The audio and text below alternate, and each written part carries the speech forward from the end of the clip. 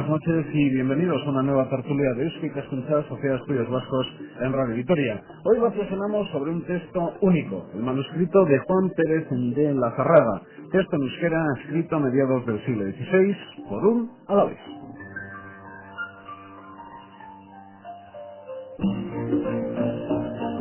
Gabon guztioi, ongi etorri Eusko Ikaskuntzaren mahai inguruetara. Entzun duzuen bezala, gaur protagonista Lazarraga eta bere eskuizkribua dugu. Euskaraz idatziriko testua, lehenengoetariko bat, non eta araba.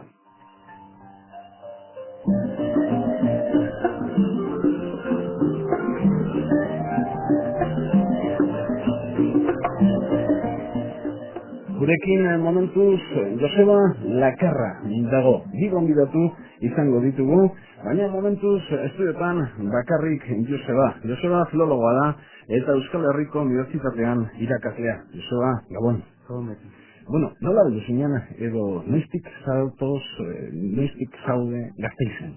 Bueno, badira ja hogeita bat urte nik horretzen una euskal filologia ikastera, eta gero berton gelditu nintzen lehendabizi ikertzaile bezala, eta gero irakasle fakultatean. Lehenengo ikasleetariko bat euskal filologian Gasteizen? Bai, lehendabizi autonozioko bai. Eta hori baino lehen, non ikasten zen euskal filologian, baldin bazegoen ikasterik? Pare bat urte lehenago hasi ziren Deustun. Eta, bueno, dizen Deustun Bilbon, eta pixka bat ere handuago baita eutegen zerean Donostianek eta azken hau gero duela zenbait urte kendu egin duten. Baina, bueno, ara joateko aukera bazen, baina aurreko urtean hemen dizen zera Michelena, etorria Salamankatik eta uste du da. En fin, beste batzuetan ere bazalantza gutxi zen genuela onantze etortzeko orduan, ez? Asfaldatu da, fakultateak eta ikasleak, irakasleak? Bai, bueno, orduan nik ez dakit zenbat izango ziren irakasleak, baina 50 bat edo izan zitezkeen, eta orain 5 bider gehiago dira, 2.200 ikasle dira fakultatean diren titulazio guztia kontuan hartuta, eta, bai, bueno, hori 25 urte zarrago ere bagara, eta, baina, bueno, nik uste dut euskal filologiari dagokionez, seguru asko beste alorretan baino aldaketa nabarmen garrantzitsuago dela, hasi ere beragotik azten inelako, ez da bere garaian.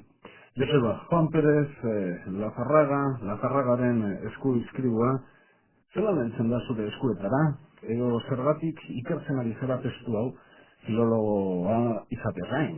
Ja, bueno, egia esan, nintzako itzelesko harridura izan zen, fakultatean, en fin, bilera batetik bigarren edo hirugarren ez deitu zutenean, atera beharra izan nuen, eta Gipuzkoako, en fin, diputaziotik deitzen zuten, alegia, agote zerak jaunak, diputatu jaunak, eta, bueno, zutela arestian erositako eskuizkribu bat, hasieran ulertu nion zera 50 lerro zituela, 16. mendeko 50 lerro esan nion, ikaragarrizko altxorra eta aurrerapena zela, baina gero esan ziren 50 lerro, baizik eta Horrialde. 50 ez da horrialde ere, baizik 50 folio, ze horrialdetan ia lirateke, bueno, gauzake askozaz gehiago ziren noendik, askoak gehiago, ez da? Eta, bueno, berak nahi zuen zen, begiratu bat ematea testuari, eta, bueno, benetan merezi zuen, zertzen hor, eta olako nolazpaiteko peritaje bat egitea, ez da? Eta hori izan zen, nolazpaite enkargua, gero hortik aurrera gertatzen dena da horrelako eskuizkribu batek filologo batentzako bere lan bizitza aldatzen duela, esan nahi dute, hau izan balditz atzoko testu bat eta tamaina ontakoa eta zera ez dut uste izango zenik en fin, gehien erakarriko ninduena, baina 16. mendeko eskuizkribu bat eta honen egiturarekin eta den tokiko izan da, eta uste nabarmena dela honen merezi duela ikerketa sakona. Eta oraintxe, ikertzen ari zara? Bai, baina bere garaian esan nuen lehendabiziko kontu izan zen zati baterako lana zegoela hemen, ez niretzako, baizik eta honetan jarri nahi zuen edo honelako kontuetan aditua zen edozinentzat. Orduan, honelako testu baten ikerketa ditu kozu asko, bata da hor zer dagoen alik eta txukunen irakurtzea, letraz letra irakurtzea, beste bat ulertzea, askotan irakurtzeak ez dakar, Dantek esaten zituen maila diferenteetan ulertzea, eta gero, benetako azterketa dela zera euskararena, dela horren edukinaren, ez da. Bigarren hau egizan literatur kritiko eta historialari tokatzen zaile hizkuntzalari hori baino gehiago, baina tira, guri ere ematen digu nik uste dut hor badela gauza interesgarririk, beste testu batzukin izan ditzakeen loturak eta beste hainbeste puntu, ez da. Nork aurkitzen du testua? Gipuzkoako diputazioak, Madrilen zegoen, non zegoen testua, nola agertzen da eta nola daukagu testuaren eskuizkribuaren bat. Borja Dienagalte izan zen, hori hemengo erakundeetara ekarri zuena, konkretuen Gipuzkoako diputazioa komentzitzen duena erosi beharra dagoela, eta hemen Borja Dienagalte Eusko Jaurlaritzako langilea da, Bai. Patrimonioko langilea uste dut. Eta orduan, zorionez oraingoan ez da eskapatzen hau, izan dira beste aukera batzuk, duela zenbait urte, zori gaitzez, hemen izan bertuten eskuizkibuak desagertu diren kasuekin, eta izan eskuizkibua zegoen toki arrunt batean, paper zaharrak normalen bukatzen duten tokian, ez da? Liburu zahar eta antzerakoak salten dituzten artean, eta gure zorionerako ez nolazpait oso espezializatu zen liburu saltzaile baten eskuetan zen bestela 10 bider gehiago kobratuko zuen, ez? Eta liburu saltzailea jakingo zuen ze altxorra zuen guretzako? Noski ez. Etzekien. Noski ez zeren eta esate izuena, 10 edo 20 bider gehiago kostatuko zitzaion diputazioari, ez da. Ondo da. Noiz izan zen aurkikuntza hori? Nik esango nuke duela iazko urtearen akaburan, urte honen hasieran zehazten direla erosketa tratuetan eta aurkikuntza zenbait hilabete lehenago. Bigarren gonbidatua etorri da Josua. Enrique Kenner, euskaltzaina eta euskaltzainiko idazkaria. Hemen dikara beti korrika eta buru ordea. Hemen iten dugu horren inguruan eta pentsatzen genuen oraindik idazkaria zinela. Igo zela. Lehendiziko errektoreak esaten zuen, hay cargos que lo mejor tienen es haberlo sido. Buru ordea. Orduan argi izan dezagun buru ordea zarela. Hasi gera Lazarragaren eskuizkribuari buruz hitz egiten Joseba Lakarrarekin, liburua, eskuizkribua, nun agertu zen, zelan, bera eta bere lana Josebarena eskuizkribuaren inguruan. Zuretzako zer den importantena, garrantzitsena Lazarragaren eskuizkribuaren inguruan? Nizkero Joseba Lakarrak izan du, nik uste dut, hau da, 16. mendeko testuak guztiz gutxi dira, eta bost sei dira, eta egon alde batetik, hau da, horietako bat, bi Arabako testu zaretan da bakarra, zeren, dotrina, baina hori itzupela da.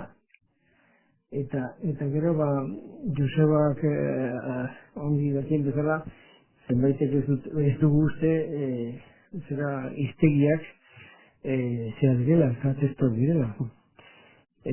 Testuak dira, baina ez dira.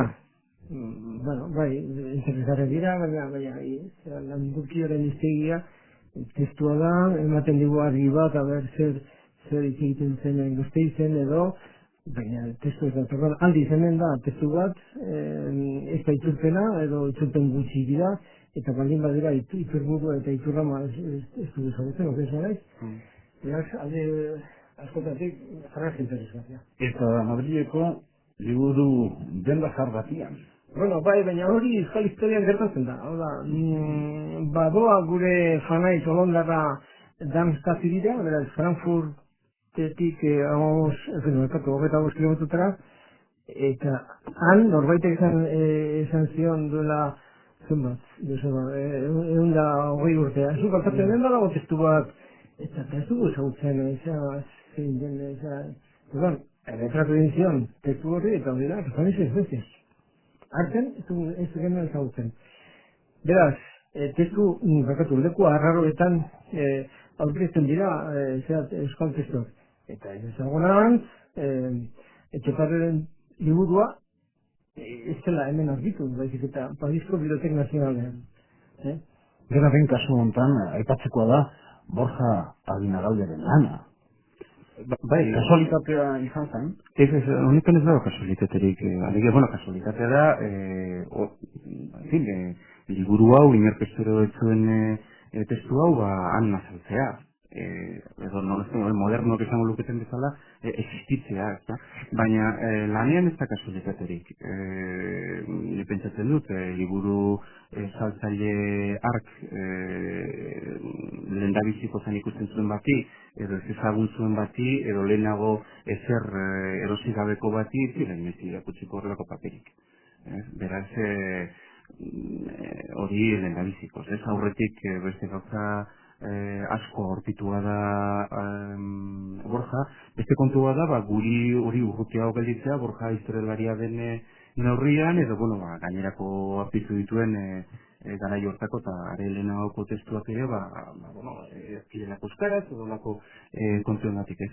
Baina, bada, Enrikek esaten zuenarekin batera gainera, Euskal Herritik kanpo honelako dokumentuak izateko beste arrazio bat, eta da, erakunde kulturalik esateko moduan Euskal Herrian ez dela izan oso grandu arte. Alegia, zerak, Larramendiko hendik amazortzi Larramendean esaten zuen, Euskal Herria bat zituela bere gertuteak, baina ez liburu onak edo txarrak irakurtzeko aukera handirik ematen zuen aldetik, ez da? Orduan, logikoa den bezala, Etxepare Parisen dugu, Leizarraga asko hortzear bueltaka, Alemanian, eta hau Madrilen beste eskuizkribu askorekin batera, hori nahiko logiko iruditzen zait. Enrique, 11 milioi peseta, edo 76.000 euro, merke, Oiga, Gipuzkoako diputazioa jarri ditu. Kilometro erdi bat, autopista. Gipuzkoako diputazioak foru aldundiak erosi du. Bueno, ni euskalduna naiz. Hau da, gizakia naiz. Gero Europarra. Gero zera euskalduna, eta gero arabarra. Eta gero, Mateo Musika kalejoa. Zera hor badago eskalafoi bat, eta mailakatze horretan, lehenago naiz beraz euskalduna arabarra baino. Eta orduan, niri menetan itzait. Gipuzkoako diputazioak erosi balin badu, berba erosi zuen ustez eta Gipuzkoan zela. Baina, oso ni horre izanez biziki ongi, alegia, Gipuzkoako diputatu nagusiak aurkeztu zuenean Euskal Jendeen artean liburu hori. Eta ondo horretzen nahi, alegia, zera hemen dugun Mazarraga izeneko Gipuzkoar bat, ikerania urbiletik, guk beti Lazarraga esatu dugu bat, eta ditzen zaitu arabarra izan daiteke. Eta ondo, eta zer. Beraz, politikoki oso zuzen, agertu bezala. Benetan, alegia, herri honek izan badu etxai bat, hori da gure arteko separatismoa. Gure arteko. Eta dira horretatik eskua zimero. Ni posten naiz, dirua ipini du Gipuzkoako diputazioak, bejon naiz, da? Joseba? Ni goratik hasiko nintzateke, alegia ez da Gipuzkoako Diputazioak erosten duen lehendabiziko dokumentua, eta baldin badago nik uste dut euskal kulturaren ez da filologoen artean bakarrik, bezik eta idatzizko euskal altxorraren historian fetxa garrantzitsua da Julio Urquijo zenari Gipuzkoako Diputazioak bere biblioteka erosten dionean gor 1950 bueltan, eta orain baino bagarai, en fin, komplikatu xeagoetan, ezta? Orduan, aldortetik ongi, beste alde batetik hor lortu behartzena zen hemengo erakunderen batean izatea eta ikertzarien eskura izatea. Eta diruari dagokionez, ez da bakarrik kilometro erdi edo kilometro lauren. Zenbaitek esan genena txabarregi izan zen, bereiek erosten espaldin bazuten, kutsara joan eta nahiago nuela honen prestamoa pagatu eta ez etxearena. 11 milioi pesetarekin ez duzu ez da 100 metro autopistak. Berdin zait, pasa daitezke 1 metro gutxiagokin.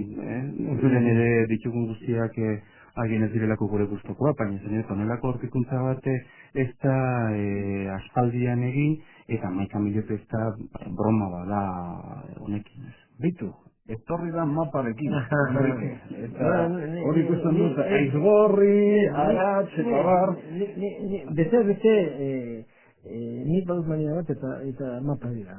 Komunikazioa, Gipuzkoa eta Arabaren artean. Orduan, hor dago goza bat, alegia, arantzazun, esaten zen bezala, lehenago faltako da, arabar bat, ezen ez, zeruan engiru bat, horako zabetzen, eza erra, horako zabait. Azko eskondu dira, Gipuzkoarrak Arabarrakin eta arantzazun, izan naiz gehin baina gehiagotan. Eta beti, ja, gauzak ez dira horrela, aurkitu ditut, Ozaeta, Larrea, Erebia eta, Erromez, joaten ziren. Bueno, bat, eta bi, arantzatuko Santutegiaren bi historia zerrenak arabarrek egin ari da.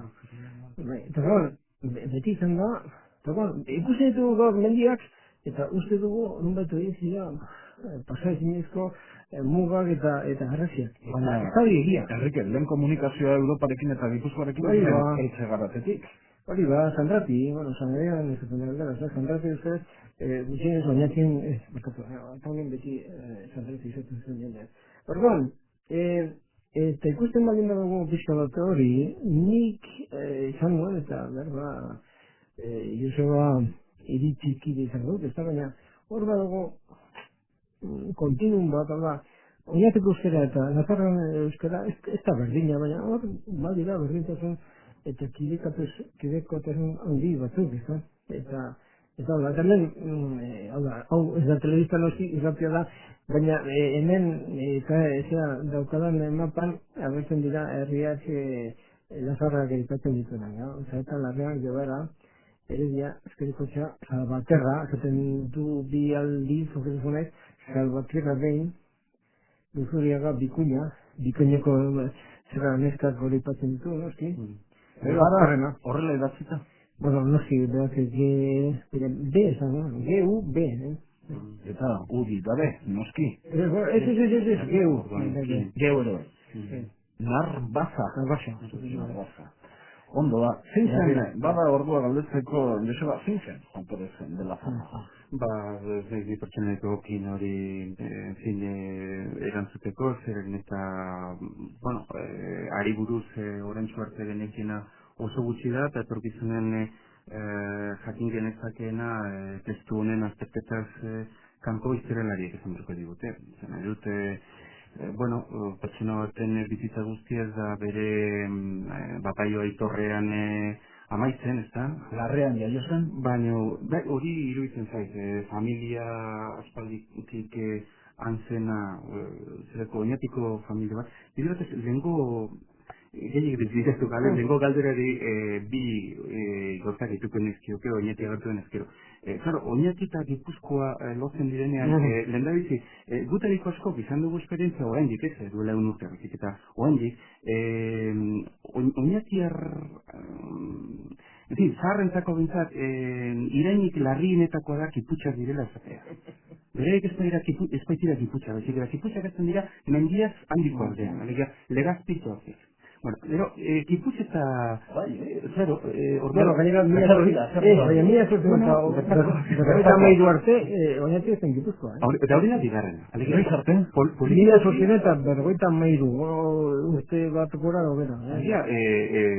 Lazarragaren garaian, oinatiarra balitz ere, pentsatzea, besterik gabe Gipuzkoarra eta Gipuzkoarrak daukan zentzu politikoan zela, hori nahiko bitxia ditzateke, azken zinean oinati eta larreak inguru horietan agintzen zuena, Gebarako jauna eta, gaztelako kondeak eta antzerako zerak zirelako, ez da? Zene dute, lotura ezatekotan... Poterea, eltzen zen, bestalderaino. Jakina. Eta gaur egungo bestalderaino. Bai, baina beste alde hori ere, beste alde politikoa da. Zeren eta nabarmena da, mendien zuzenbide ikusten baldin badugu, pasabideak daudela izuzen ere, ipar eta hego aldean, zure zaten zuzen, baina eman dezagun ipar mende baletik hego ekialdean daudela. Beraz, Enrikek esaten zuena, horrela da, kenengo, bostein edo sortzireun urtetan lotura oinati eta beiraoko Araba iparraldeko herrien artean, hori horrela da, ezta.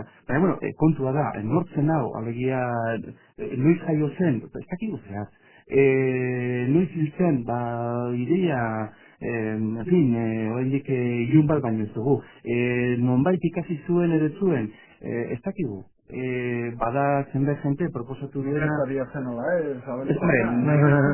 Nekazaria eta bere lan egiten zuena ez dut uste, ez? Baina zente baterako, Garibairekin izan zitzaken tratuak eta familiako zuen eta zenbagarren adarrekoa eta oinakin egon ziteken eta ez, eta baina kontua da zeri heltzen diogun. Egia, aukera utxei eta aukera utxak asko dira, edota, froga garbiak eskatzen ditugun. Da froga garbiak izateko, lana behar da, eta momentuan ez dago. Eta gainera, ez da inori lekora botatzea ez da arazoak, baina, izan dituzte, ia bosten urte gure adiskide historialariek, honen kronika, ez da beste mundukoa, baina honen kronika argitaratzeko esate baterako, ez da, ezki gertatzen dira oso goza bitxiak, duela lau bost urte Arabako beste testu bat argitaratu zen, zerak Aiulenek argitaratu zuen, eta Ibargon Katxotin kronika ezagunean zen, ezta? Eta, gainera, zertaz eta Arrasateko erreketaren inguruko, nolazpait batzuen kontrakoen bertsioa edo zen. Eta han zen, eta, ez dakit zenbat jete biliden ura irakurtzen, baina behar bada poesian idatzi beharrean, prosan idatzi da zegoelako, inorketzen erreparatuzte, letra etzen Lazarragaren abezain txukuna, ez da? Horra nik ez dut ezaten Lazarragaren kronikan beste ongo denik, edo... Baina, nirak idala, ez da jende gehiagi sartu horrelako lan zikinak hartzera, ez da? Nahiago izaten dugu, interneten bitartez emandakigun lana, albaldin bada gaurkografian emanda, eta horri buruz iritzia botatzea, baina, pixka gehiago ere ofizio honetan, behar izaten da, edo. Eta Lazarraga baino lehen, zenbat eskuizkribuak aurkitu dira, bat bakarrik, etxeparrarena, edo... Señoría imprimata son. Gehiago aurkitu dira? Etxeparreran, gero zer dago, gero Juan de Zubararen gutuna, eta... Gero badira hor gauza bitxiak, gure orain ikusten ditek. Eskizkibuak, baina zeta baterako imprimatu bati atxikiak. Zeren eta paperkarrekin egiten zen, orain ez bezala forroak, beste liburu garrantzitsuago baten forroak. Orduan, badira, ez asko, baina eman ezagun euskarazko zenbait poesia, erdarazko, latinezko batez ere, liburuen tapak egiteko erabilita edo... Beraz, jendea argia izan dezan, idatzita dugun lehenengoetariko bat. Bai. Da, tamaina ontakoa, bigarren zerbait, ez da, liburu bat. Baina garrantzitsena, bere edukina izan daiteke? Bueno, bai edukina eta bai forma, eta bai hizkuntza. Edukinan aldetik onalako ezerrez genuen. Zeran, eta hemen agertzen dira. Bi parte, Etxeparerena osorik poesian da, kenduta itzaurre labur hori, eta hemen daukazu zati bat, ez dakit erena edo, izan litekeena prosa. Eta bestea poesia. Eta prosa hori ere ez da nola nahikoa, Amodiozkoa, hartzai abenturak, eta... Alegia, Europako literatura begiratuta ez da beste munduko ezer. Eta, gure literatura euskaraz, ezagutzen genuen eta ezagutzen duguna kontuan hartuta, bau, da ikaragarrizko, genero berri bat, eta bakarra, etxona paisa, hori pertsona bera, baina beste zagun pentsatu sabe, dorlako norgoizenik ere, segura asko oso kristau zintzoa zen, eta gainera inkisizioaren zalea, eta auskalo. Zeno, libre pentsatzaile bat larrean, 16. mendean, aurkitzea ez dut uste normalena izan zitekenik. Baina, gauza bada hori, eta beste bada, genero berri bat lehen ezagutzen ezkenuen aurrizatea, eta baita ere, dauden poesia gehienak amodiozkoak izatea, ala ere bada hor baten bate historikoa, ezagun zereko Zabatirrako erraketarena, edo besteren bat Magalenari egindakoa euskaraz, eta euskarazko zertxoren bat bai. Eta euskalo zerbait gehiago ote zuen, zeren ez dakik Magalen izaten izun bezala, ja el poeta ditzen zen honengatik, ala eta gauza gehiagoren gatik, ez da. 18. horri aldean, Enrique agertzen da, Euskuel, Euskel herria. Herria atzeri gabe. Bai, normala. Euskel. Euskel normala da, euskera esaten du jendeak, mendibaldean, ez da. Eta glan, bide batez horrek atzeratzen du lehenbiziko agerraldea, beraz, horrein arte, esaten genuen, Leizarraga zela lehena, ez da? Euskal Herria hitza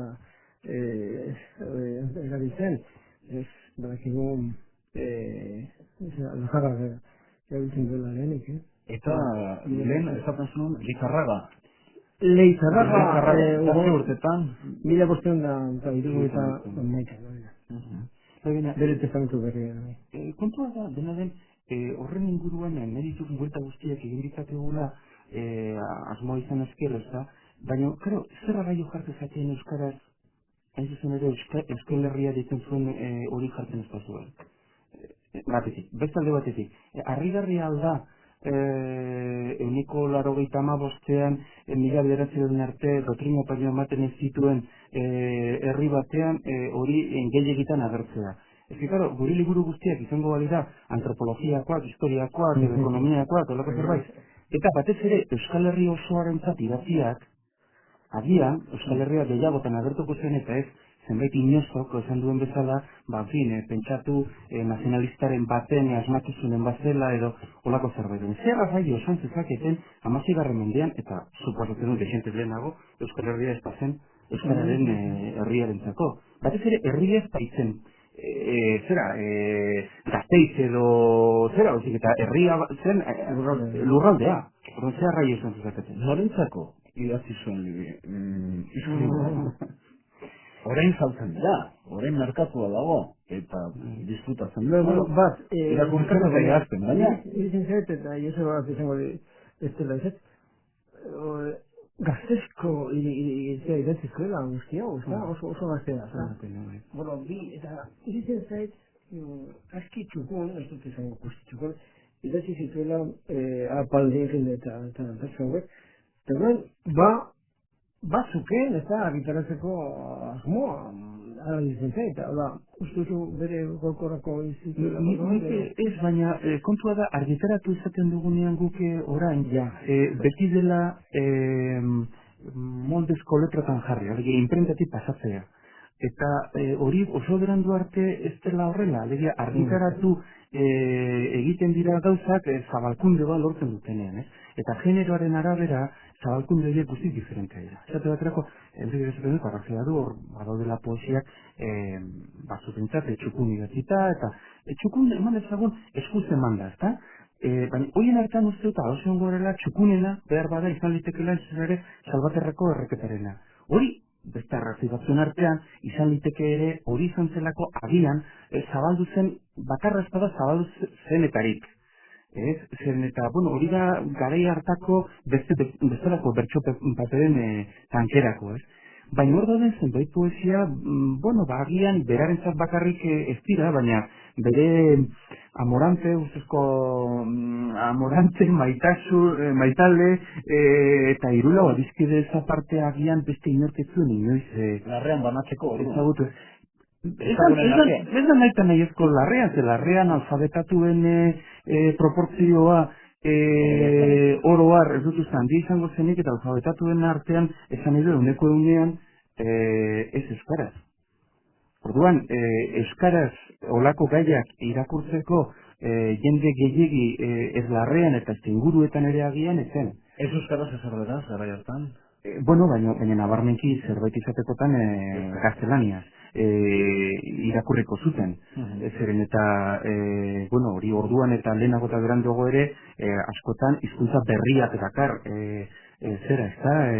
irakurketa eta olako kontuak. Orduan, ez pentsatu jende gehiagirentzako egin zezakenik Euskal Herri guztia kontuan izan da ere. Gero hortik kanpo, beste literatura batzutzen ere ezagutzen dugu hainbat pertsona, bai, bere buruarentzako idazten duena eta debekatzen duena hori zabaltzea eta bar.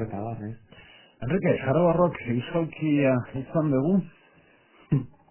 Zer da euskalkia? Euskalkia, zer da bizkaiera, nik praktikatzen estetismo. Dena den, oso handi datoz zeilkapen horiek, baina biztan da, Araban, bat zirela euskalki edo azpi euskalki batzu, eta koldo zoza mintzatu da horretaz, Orduan, honi dagokio, oferta eta azpagena eta barondi aldean hor, giltzen ziren gutxinez zenbait azpi euskalki, eta pero alde horretatik interesgarria da ikustea batzutan forma bat baino gehiago erabiltzen dituela Lazarra ez beraz, eta beraz, deut okeres badaiz dut eta dut, beraz, izateko, lehenbiziko persona ez da, edun edo izan, erabiltzen ditu beraz forma bat baino gehiago, eta orduan ez da batera detzeko. Dena den, hemen badago nortasuna duen euskera bat, eta badira urrutiagoko zantzuak, ez da? Zerako idokialitza, fintzen du, anitz, badira hor Nafarroa eta Iparraldeko hainbat oiartzen, oso itxera benetan, ez du.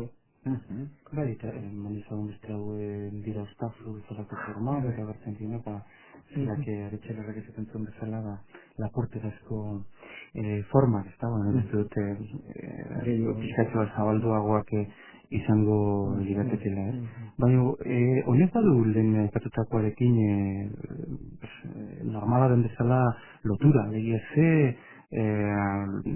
relazio zen bere garaian, eta zeren zati zen oinati.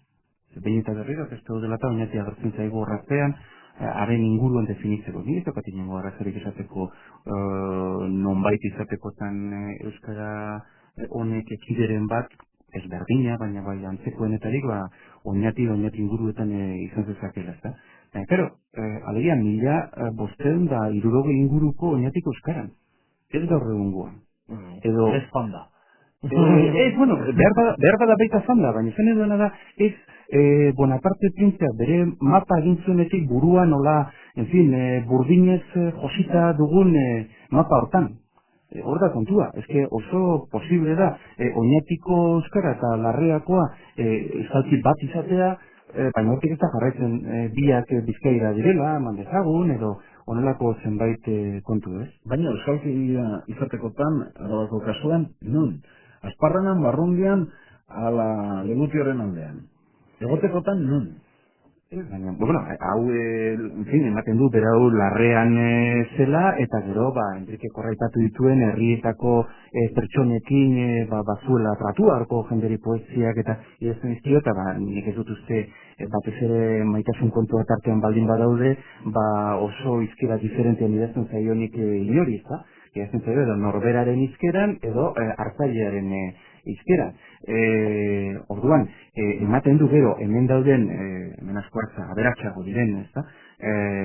Ezaugarri zenbait, ezagutzen genituela lehendik ere, Arabako ekialdean. Zan, dut, horra dira, Araia aldean eta aurkitutako zeren batzuk, testu labur batzuk, edo Kamiz bera, ezagun, Zabando aldekoa, bueno, kontutan izan da, han den geneukana zirela lau folio, eta orain dauzkagula, lau orrialde, eta orain dauzkagula, hau beste mundu badela ematen du, baina zintxean hortik ematen du urbilago dagoela, ezen ez Mendebaldeko beste alderdi batetarik ez. Enrique, uste duzu baten batek, edo baten bat, hobeto esan da, harritu egin dela, agerpen hau dela eta, edo artikuntza hau dela eta, nun eta araban?